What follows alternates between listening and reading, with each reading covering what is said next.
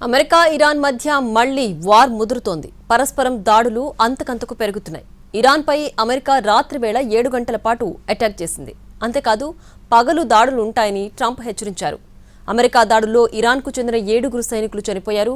America దిగ్బంధనపై మండిపడిన Iran చర్చలు జరిపే ప్రసక్తే లేదని తేల్చి చెప్పింది. ఇరాన్పై అమెరికా ఓ రేంజ్లో విరుచుకుపడుతోంది.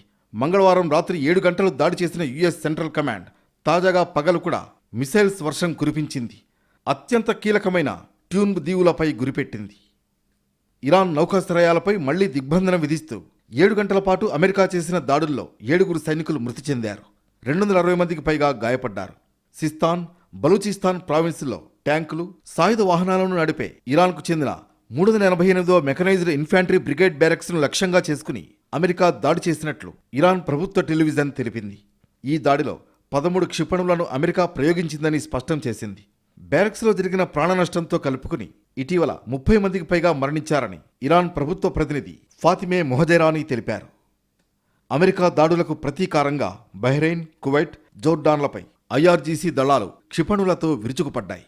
3 ఇరాన్ క్షిపణులను కూల్చివేసినట్లు జోర్డాన్ తెలిపింది.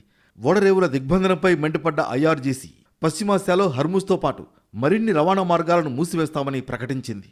హర్ముజ్ ద్వారా చుక్క చమురు, గ్యాస్ వెళ్లబోనివ్వమని వార్నింగ్ ఇచ్చింది. అమెరికాతో కుదిరిన ఒప్పందం నుంచి వైదొలిగినట్లు తేల్చి చెప్పింది.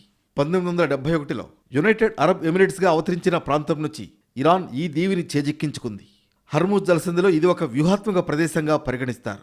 ఈ దీవిని లక్ష్యంగా చేసుకుని 90 నిమిషాల పాటు దాడి చేసినట్లు సెంట్రల్ కమాండ్ చెప్పింది.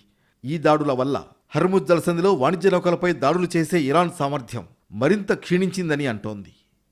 నౌకాదళ దిగ్బంధనం విధించి అమెరికా ఒప్పందాన్ని పూర్తిగా ముక్కలు చేసిందని ఇరాన్ ఆరోపించింది. ఇక ఒప్పందం అవసరం తమకు లేదని స్పష్టం చేసింది. హర్ముజ్ జలసంధిపై సంపూర్ణ సార్వభౌమాధికారాన్ని నిలబెట్టుకుంటామని ఇరాన్ ఉప విదేశాంగ మంత్రి కాజెం ఘరీబాబాదీ తేల్చి చెప్పారు. ఒమన్ దేశ నియంత్రణలో ఉండే మిగిలిన సగం జలసంధిపై కూడా యుద్ధ కారణాల రీత్యా తామే నియంత్రణ సాధిస్తామని క్లారిటీ ఇచ్చారు. ఇకపై ఎట్టి పరిస్థితుల్లో అమెరికాతో చర్చల ప్రస్తావనే తీసుకురాబోమని సంచలన వ్యాఖ్యలు చేశారు. ఇదే సమయంలో టెహ్రాన్ వెంటనే చర్చలకు ముందుకు రాకుంటే వచ్చే వారం నుంచి ఇరాన్లోని విద్యుత్ కేంద్రాలు, వంతెనల వంటి ప్రజామౌలిక వసతులను ధ్వంసం చేస్తామని అమెరికా అధ్యక్షుడు డొనాల్డ్ ట్రంప్ హెచ్చరించారు. మొత్తానికి పరస్పర దాడులతో పశ్చిమాసియా మండుతోంది. పగటిపూట దాడులు సైతం మొదలయ్యాయి.